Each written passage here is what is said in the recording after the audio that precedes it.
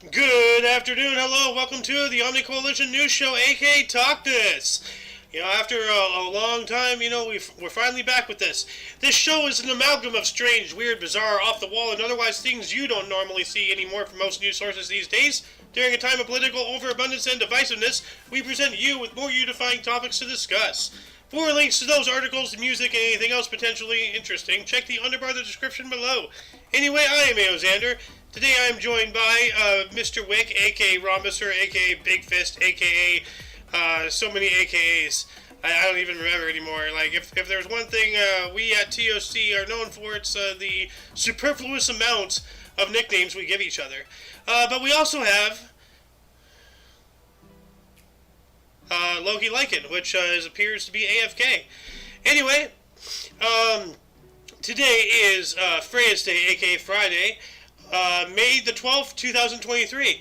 Now let's jump into the news, shall we? From Oddity Central, we have thieves rent an entire hotel and spent a month digging a tunnel to oil pipeline. What?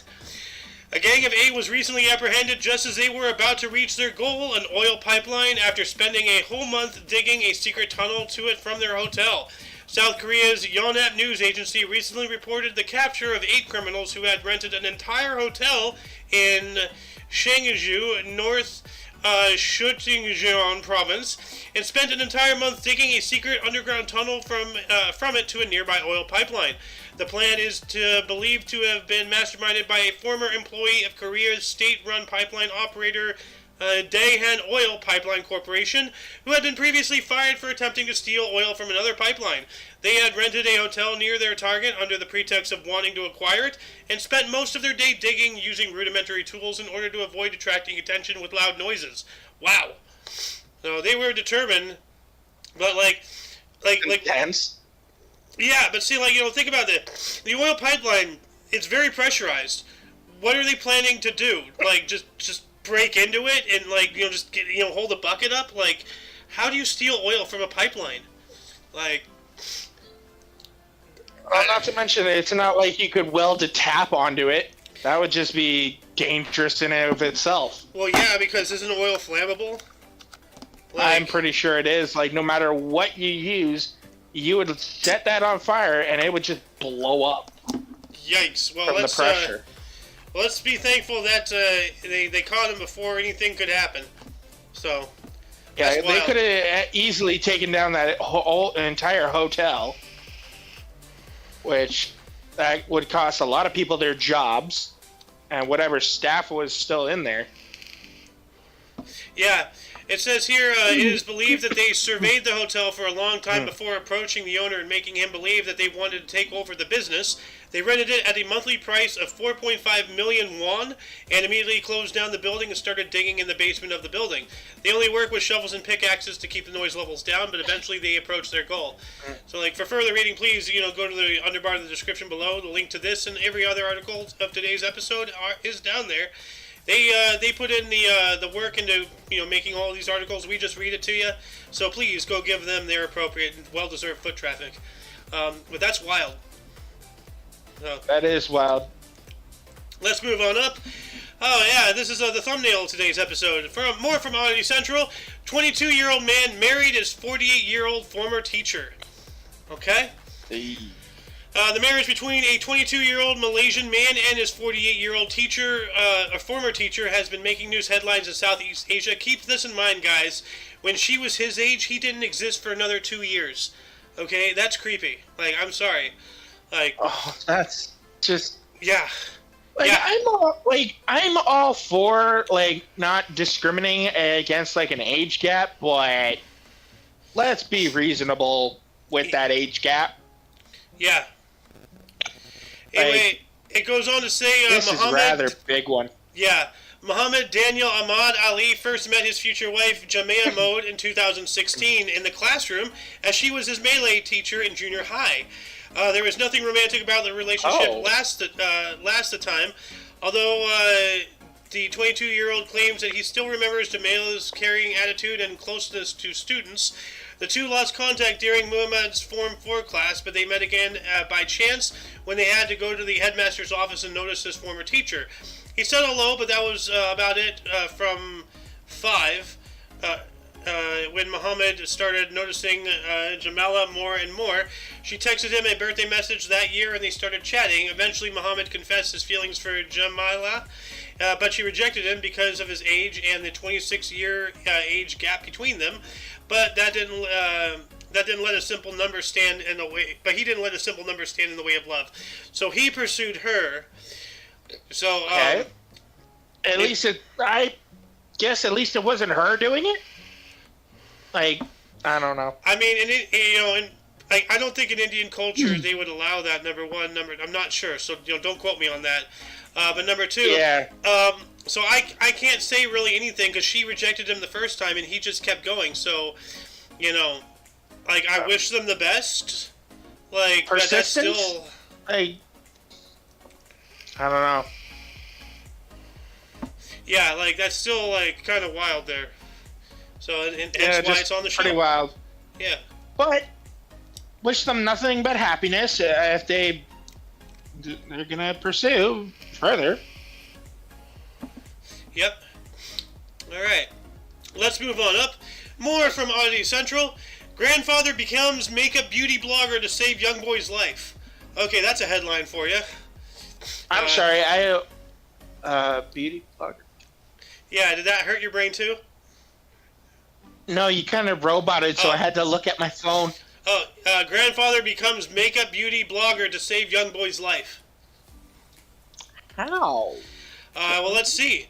A 72-year-old man in China melted the hearts of millions after it was reported that he spends most of his time promoting makeup and other beauty products online in order to treat his sick grandson. Yeah, cool. People will do. Kudos to him. Yeah, I mean, like stuff on TikTok and blogs and stuff. Like, it's a real business out in various Asian countries and such, including but not limited to China, but especially in China. Like, Instagram, like shoe models, like are a thing, and it's highly competitive. Like they attack each other, like physically. I don't doubt it in the slightest, because they're pretty ruthless in some of those countries. Oh yeah. But let's go on with this story here. People will do all sorts of crazy things for their loved ones, and 72-year-old Zhu Yunsheng is a perfect example. The Chinese pensioner has been dedicated a lot of his time to this unusual job, that of makeup-wearing beauty blogger, for which he applies all sorts of beauty products, from creams to lipstick and mascara for fans all over the country. It's not exactly typical behavior for a man Zhu's age, but then again, he is not a typical story. 6 years ago, Zhu Yongxun's grandson, Xiao Jingyan, was diagnosed with a rare and cruel disease, spinal muscular atrophy, SMA. The boy was only 5 at the time, and doctors estimated that he only had about 18 months to live. But he exceeded their expectations and has been battling his condition ever since, with the help of his family. So you go, truck on, man. Go kid, go kid. Hell yeah.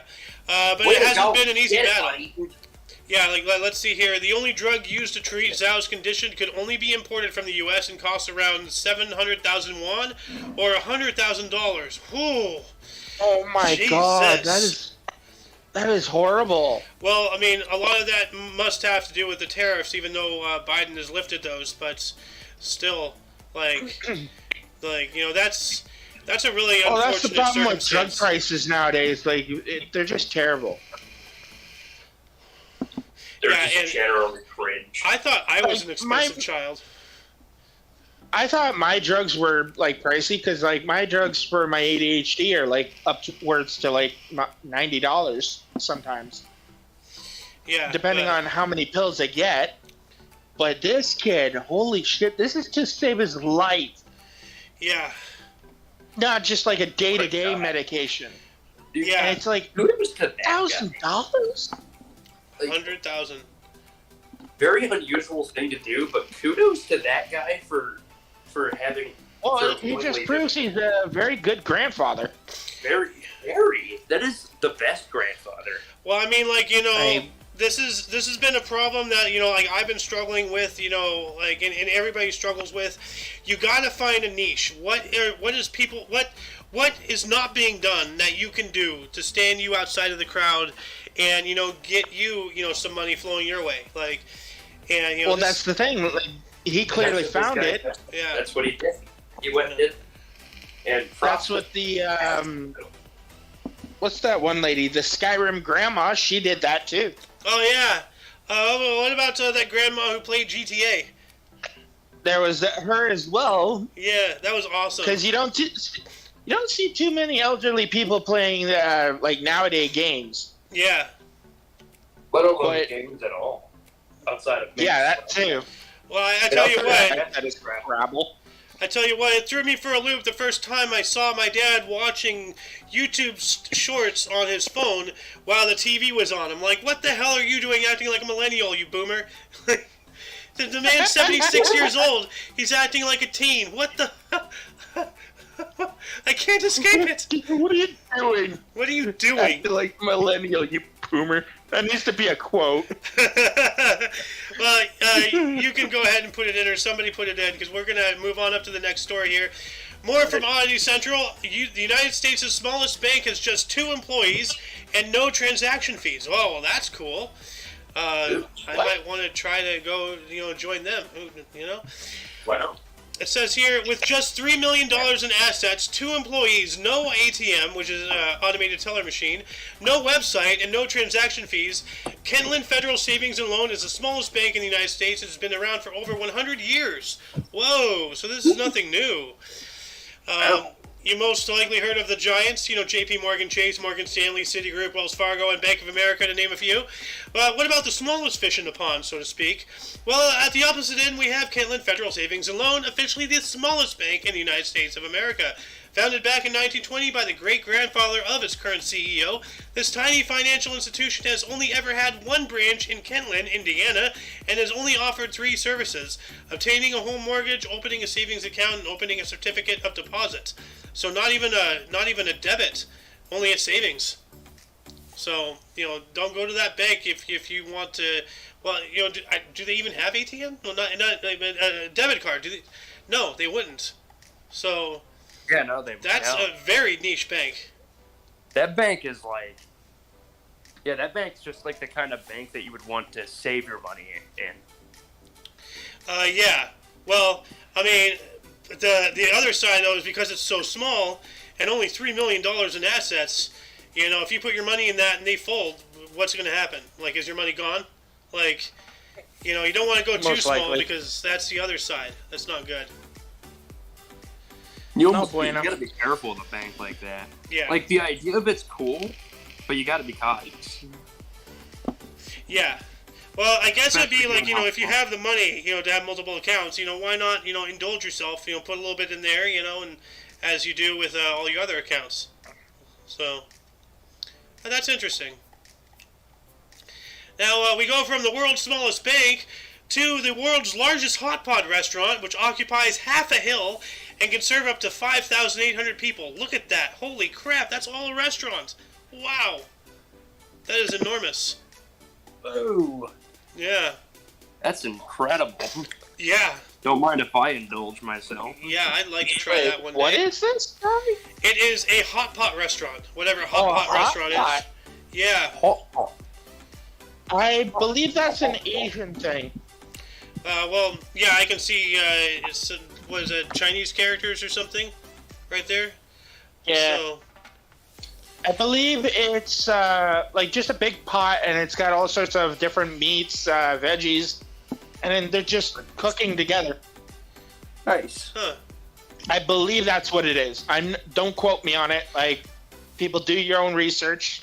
Well, Noted. what is hot pot? Duly and respectfully noted. Hot pot, also known as soup food or steamboat, is a dish whereby a heat source placed on the dining table keeps a pot of soup stock simmering, and a variety of Chinese foodstuffs and ingredients are served beside the pot for diners to put into the hot stick, or the hot stock. Oh, interesting. Okay. Okay, So it's sort of what like what I said, but like you put them in as you were going. yeah, So it's kind of like Korean barbecue as well. Yeah, well, I would say like maybe they have the meats In a in there sense. because you want to cook the meat longer, and then you toss in the veggies for a flash heat, and then you Yeah. then you eat it. So, But anyway, let's see Yeah. what it says here. The Chinese city of Chongqing is home to the world's largest hot pot restaurant, a massive eatery that covers an entire hillside, featuring nearly 900 tables and can seat around 5,800 people at a time. Wow, that's the size of damn. towns, dude. Like, that's insane. This whole restaurant's a city. Yeah, pretty much. Like, That's crazy, like man. seriously, I wonder if they have like like some sort of light rail to deliver or something. Like, They would have to have some kind of busing or light rail or like some transit. or maybe multiple There different would have to be kitchens. something. Like, they can't have like Yeah. a centralized kitchen or something. But let's see here. No, I think it would be multiple different kitchens. Yeah. Because if this was a centralized kitchen, it'd be very slow. Yeah. It says here, Then Chongqing again, is famous they're for not its great. hot pot. There are literally tens of thousands of restaurants specializing in the hot, spicy dish to choose from. But if you're looking for the most impressive one, look no further than Pipa Yuan, or whatever that is in Chinese, a giant eatery terraced on a large hill located in the Nan'an district on the outskirts of Chongqing, covers an area of 3,300 square meters, and most diners require directions to locate their reserved table among the hundreds of tables available. Pipa Yuan has been long praised as the largest hot pot restaurant in the world, but last year Guinness Records made the title official. So can you imagine needing a GPS to find your seat at a restaurant? Oh my god. Wow. Fucking crazy. Jesus. Look at this place. Oh my god. Like, dude, it's far beyond like what you initially saw in the first picture. There's like terraces and things in the trees that you didn't see before. Good lord. Look at all that. Oh, there's a video. That's amazing, though. Dude, I'd love to visit that, honestly. It would be amazing to visit that, but like, I don't know. I'm always worried about visiting different countries because like tourist traps and shit like that. Well, right now, China is not the good place to go if you're a U.S. citizen. Very likely they would detain you and use you as a bargaining chip. Unfortunately. I'm not sure I'd want to go there even as a Canadian citizen, frankly.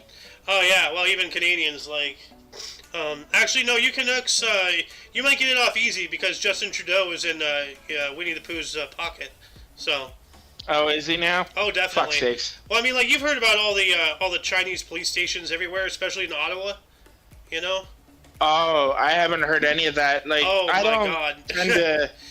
No, dude, legitimately, and this was like last year. I remember reporting on it actually. Canada had some top military some from China top military brass come over and show them their training and what they do and everything, with the promise that China would do that, give that back to Canada. And guess what? They didn't. What a surprise! So now China knows how you guys train your soldiers. So. Oh, that's just fucking terrific. Yeah. Way Anyway, to go, Trudeau, you fucking dipstick. let's keep things chill on this channel, please, or on the air. Like, Yeah, I agree really. with you, but I don't want to get any hate. So, but hey, here's something that we all can agree on from UPI: Minnesota man invents beer-powered motorcycle. What? So, a Minnesota man who gained a following. Beer-powered. Yeah, beer-powered motorcycle, like alcohol, the beer. Jesus. You know what? I think we finally found a use for Bud Light. And hey, maybe it's environmentally friendly, and it reduces like the demand on oil. Gonna smell like ass, though. Well, I mean, it's the San Francisco treat. I don't know. Oh, no thanks.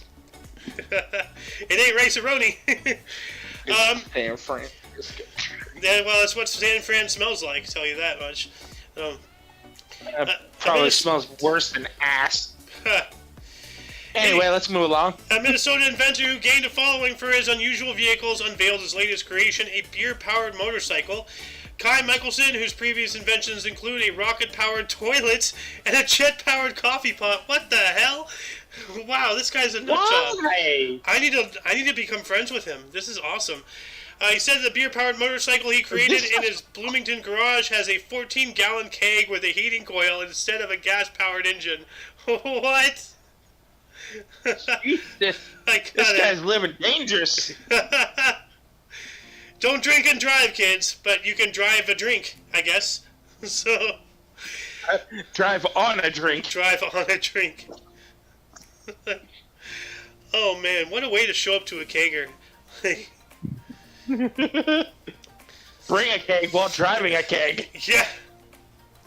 Says here the coil heats the beer up to 300 degrees, which then becomes superheated steam in the nozzles that propel the bike forward. So, like, you know, basic steam power. Like, just instead of water, he uses beer. So, okay, so it's Well, that's a good idea, yeah. yeah, they're just watching this video. Oh, there he goes. Just pop open a Coors, you know, right into the tank. There's his level. It looks like. Oh my God, you full-on barrel. Jesus! Oh my God! Okay, I don't think that's going to be road legal at all. Holy shit! Are you seeing that? No, I missed a little bit of it, sorry. Oh my God, dude! Like, okay, look at his emissions. Watch this. Okay, see? He tightens that up. Oh, wow. I don't think that's going to be road legal. He's braking. It's like, yeah, it works, but it leaves. Hey, what is he? Is it No, that's beer. quite Like- a lubricated, like the foam? Yeah, no. Like he uses. Okay, it pressurizes. Like it heats up the beer. Yeah. It creates it into gas. It pressurizes it. So basic, you know, physics of how a steam engine works. But instead of water, he's using beer. And because the particles in beer are heavier, you know, than water vapor, it just consolidates like almost instantaneously back in the tailpipes, and then that's the force that's pushing it out. Like, so he's essentially like when you shake up a beer can, you know, and then you go, psh, well, it's like a constant psh is what's going on. I believe. I'm no scientist, but that's what makes sense to me. Like this happening, yeah. Yeah, he's just using like the a constant fizz attachment or something. But like that leaves it all over the road, and it's a slick that can get on the windshield. It can be a very immediate hazard to whoever's behind you. So that's why I'm saying I don't really think it's road legal at all. Yeah, no, he would have to find a way to get that to spray somewhere else instead of all over the freaking road. Well, it's a Or work in find a progress. different method. It's a work in progress. Yeah, definitely. Well, it's a neat idea. Yeah. Anyway, let's move on up here Like, from very NPR. inventive. Do you want to read the? Do you want to read the titles, by the way? Yeah, sure. Why not? We go from beer to hot wine, or how wine and candy helped an Australian woman survive 5 days in the bushland. In the bush. Good man? Lord. Yeah. Yeah, we went from beer to wine. Yeah. Wine and candy. Like, a girl's favorite snack. I don't know. Says here, a woman who went missing in the Australian wilderness after making a wrong turn survived for 5 days on wine and candy, local authorities said. You know what? I'm going to interrupt this real quick. I heard this coming home yesterday. And I'm not sure if I told you. But apparently, this common female drove a rental car directly into a harbor, like, you know, body of water, Oh, yeah. like you know, off the road into the water, because her GPS said so. Yeah, you did mention that yesterday. Yeah, and she was like laughing and cracking up about it because she freaking did something stupid. Yeah, It's like, you just ruined a rental car. How are you laughing about this? How are you going to pay for that car? You ruined it. we're not going to make it, are we? But I'm more than certain Daddy's going to have to pay for it, though. Or hubby, whatever. I don't know. Or the husband, yeah. Who knows? Or maybe she can. You know, like, remember, it's 2023. She can be a strong, independent whammon. So... Yeah, maybe. But anyway, let's get back to the story at hand here. This 48-year-old woman, who police identified in a press release as only Lillian, was rescued by the helicopter on May 5th in the Mitsa bushland, a stretch of dense eucalyptus forest in the southeastern state of Victoria. Oh, that's dangerous. Because if one of those drop bears, a koala. Koalas? Yeah, no, they would have mauled her. Yeah. And what do they Vicious eat? little Eucalyptus. fox. So, Yeah. says here, Lillian was driving towards Dartmouth Dam for a day trip for the nearby town of Bright when she hit a dead-end road and realized she'd made a wrong turn. As she tried to turn the car around, the vehicle became stuck in the mud. Without cell service, she was unable to call for help. Health issues made it difficult for her to try to walk, police said, but ultimately may have helped her survive, as she was able to use her car heater overnight to stay warm in temperatures as low as 35 degrees. Which, if that's Fahrenheit, that's literally just a freezing temperature, but still, that's the freezing temperature. Still cold. Yeah. So, but good, the wine and the candy, Not comfy. Well, it made her comfy and nice. But seriously, the wine and the candy, the alcohol and the sugar is probably what kept her blood thin and pumping, So. Yeah, that's good. Yeah. Well, at least she was able to be found and rescued. That's what matters. Get well soon, Lillian. No. Yeah, really. Let's move on up from Associated Press News. What do we got? Two fishermen caught cheating at Ohio tournament, sentenced to 10-day jail term, forfeit of $100K boat. Wow. Huh. The boat was the prize or something? No, I guess because they got cheating, they got 10-day jail time as well as a fine, which was their boat. They got their boat taken away. Ooh. So that's not good if you're a fisherman. No. Well, don't cheat.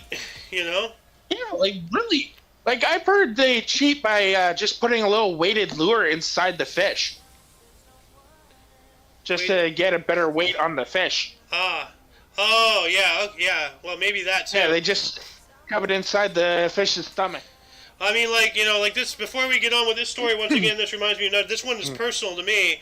Back in the day when I was a kid, because I loved fishing, I still would like to go fishing. Famous words of Ron Swanson, fishing relaxes me. It's like yoga, but I still get to kill something. But no, I did catch and release, but still, my local lake did a little a community fishing, tournament thing, and I was catching a decent number of fish, other people were doing well, and then this one kid, his dad had one of those fish radars. They had an EMP zapper type thing, that stun the fish so they can scoop it in the net, easier. They won. But they cheated out the wazoo. He came up with $100,000, equipment and stuff. It's what the hell? There's 5-year-olds. They're 5-year-olds, out here casting away. What are you doing here with professional, Yeah, that shouldn't be allowed. He should have been disqualified immediately. Oh, he won. Ridiculous. So, but anyway. Yeah. So that is ridiculous. It really pisses me off. You have 5-year-olds. Yeah, it kind of killed fishing for me for a little bit. That's kind of why I never really fished again. It really disheartened me. Well, what's the point? If you're just gonna do something, not even for a competition. If you're just doing that, why? You're not doing it. It's not about doing it right or wrong. So anyway, let's get on with this story here. Two men who admitted stuffing fish with lead weights, as you were saying, right there, and fish fillets in an attempt to win thousands of dollars in an Ohio fishing tournament last fall were sentenced Thursday to 10-day jail terms and other penalties, including the forfeiture of a boat valued at $100,000. Damn. So. That sucks, having to forfeit your boat, but you get what you deserve. Yep. The cheating allegations surfaced in September when Jason Fisher, what a fitting name, Lake Erie Walleye Trail Tournament Director, became suspicious of the fish turned in by Jacob Rainin, 43, of Ashtabula, Ohio, and Chase Komensky, at the age of 36, of Hermitage, Pennsylvania, were significantly heavier than typical walleye. All right, so they got caught and good. Oh, they got caught being really stupid. If they made them like significantly heavier, that is really dumb. Yeah. I'm not saying to do this, but if you're gonna be like cheating, at least be a little smart about it. I'm not trying to advocate for cheating, but like, don't be an idiot. Yeah. Like don't cheat, but if you're gonna do it, like Don't at make least it obvious. at least if the make it a weight- challenge, you know? Like Like, come on. honestly, if you know what the average weight of a walleye is and what they can get up to, make it kind of up to, not over. Yeah. Like, come on. Yep. Anyway, moving on up, we got some Ripley stuff here. What do we have? Give me 1 second. I just This is a perfect segue. We're still talking about cheating. Up close and peculiar contraption used for casino cheating. Oh yeah, some of the things that they do Oh. for casino cheating, it blows my mind. Like, it is. I it is- just saw a clip for casino cheating. It's from a movie. The guy's like blind or something. I think he's like supposed to be a vet, but he hears this beeping from the guy's pocket, and he noticed that he hears the guy switch out the balls for the roulette wheel, and so he just takes his sword cane, cuts open the guy's jacket. They find the little machine just strapped to his pocket. Huh. I don't know what movie it was, but so the casino was cheating. yes, the casino is cheating. This is different. I think they're saying a player was cheating with a contraption up their sleeve or something. Oh, dude, there's so many contraptions. Like, it's astounding. Yeah, definitely. Like, I want to watch this myself. This looks like something to do with dice. So. I don't know, Oh god, yeah, loading dice. So one side's like heavier and it lands on it. Yeah. Well, I'll keep that open. I want to watch that actual video later on. So. But yeah, no, like if you guys want to want to read this, I'm not really gonna read this. It's like Ripley's is not really a news source. It's just an intrigue that I like to put in, at the end of the show. So, but what else do we got here? This one is actually interesting. I'm gonna read this one here. But you read the title. Ooh. And at first, astronomers spot a star swallowing a planet. Yikes. So.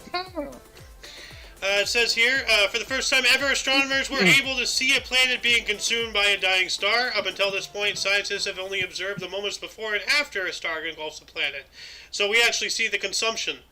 So that's scary. Scary. What does it say here on AP News? Stars swallows a planet. So there. Oh, I see. Oh. Yeah, so it's spinning around, burning it off. Until it's nothing but matter that can just fall back into the star. Oh, that's still that's frightening. terrifying. Yeah. Oh, there it goes.